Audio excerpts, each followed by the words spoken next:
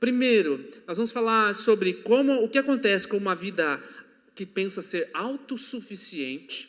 É uma corrente de pensamento muito forte nos nossos dias, na nossa filosofia. Você tem que andar, você tem que correr, você tem que fazer por si mesmo, você tem que ser proativo. Se você não fizer, ninguém vai fazer por você. Isso vale, tem o seu valor no mundo dos negócios e tudo mais. Nós vamos ver que na nossa vida espiritual, quando nós misturamos isso, corremos um perigo muito grande. Um outro pensamento é o autocentrado, o egocentrismo, que também é muito forte em nossos dias. É o que eu quero, o que eu acho que é certo, o que eu quero ser feliz, o que eu preciso fazer. E por último, a incredulidade ou não ser confiável. 170 anos haviam acontecido mais ou menos desde que o povo voltou lá do exílio.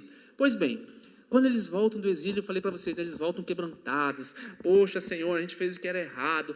Voltaram, descobriram as Escrituras novamente e tentaram agora viver uma vida correta.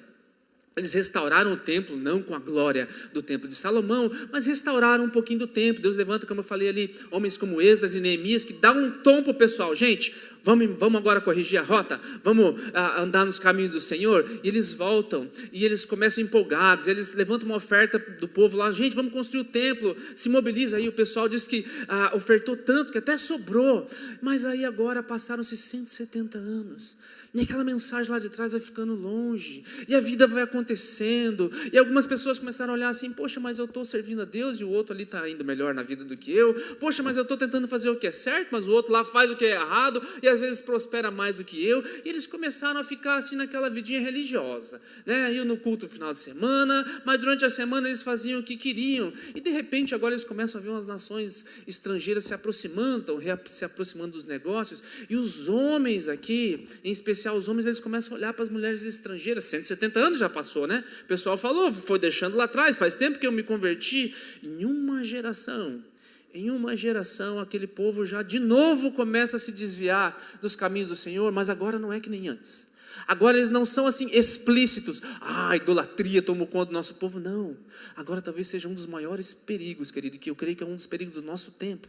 Tempos de bonança, tempos de tranquilidade, aonde eu estabeleci a minha casa, onde nós construímos o templo, a igreja, e agora nós vamos lá no final de semana, ou nós nos encontramos com as pessoas no meio da semana, só que daí a gente vai meio que arrefecendo em algumas disciplinas espirituais, nós vamos ouvindo a palavra de Deus, agora está no YouTube, agora está na internet, agora está em casa, agora está no meu celular, e aí eu vou simplesmente acrescentando algumas informações na minha mente, mas na real, na prática mesmo, isso aqui vai perdendo a força.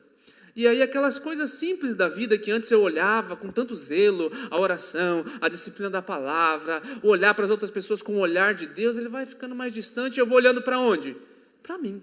Essa é a consequência do nosso mundo, essa é a consequência quando nós temos de bonança espiritual. Se você estudar a história do cristianismo no mundo, querido, no mundo, desde que começou, lá desde o tempo de Jesus, conforme foi indo os tempos de perseguição até o ano 300 e pouquinho, a igreja foi crescendo, ela foi se fortalecendo, as pessoas eram piedosas, as pessoas davam a sua vida e sabiam exatamente o que se tratava o evangelho. Mas a partir do momento em que a perseguição cessa com o imperador Constantino, há uma mistura de ideias, uma mistura de religiões ali, a igreja começa a se desvirtuar. Por quê?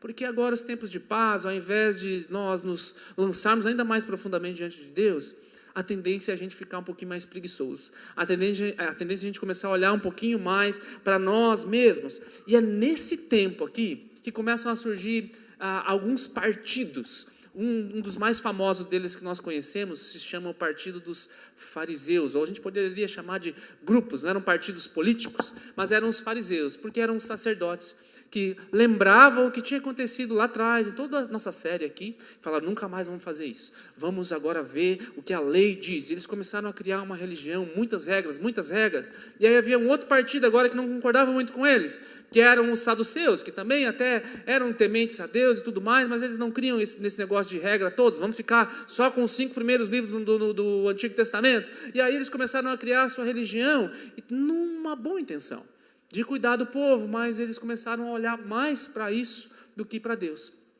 Nesse período que surgem esses partidos, você lembra quando Jesus vem à Terra, há 400 anos depois, quais as pessoas que mais davam trabalho para ele? Não era o Império Romano, não era a política, não era o presidente, entre aspas, né, da época. Quem eram? Eram os religiosos, eram os fariseus, eram os saduceus. Então, querido, Malaquias agora ele vai nos trazer um retrato talvez dos nossos dias mesmos. Dias onde nós ouvimos, onde não é mais vergonha você ser evangélico. Onde não é, às vezes, até motivo de orgulho. Não, sou cristão, né? Pois é, que tipo de cristão você é?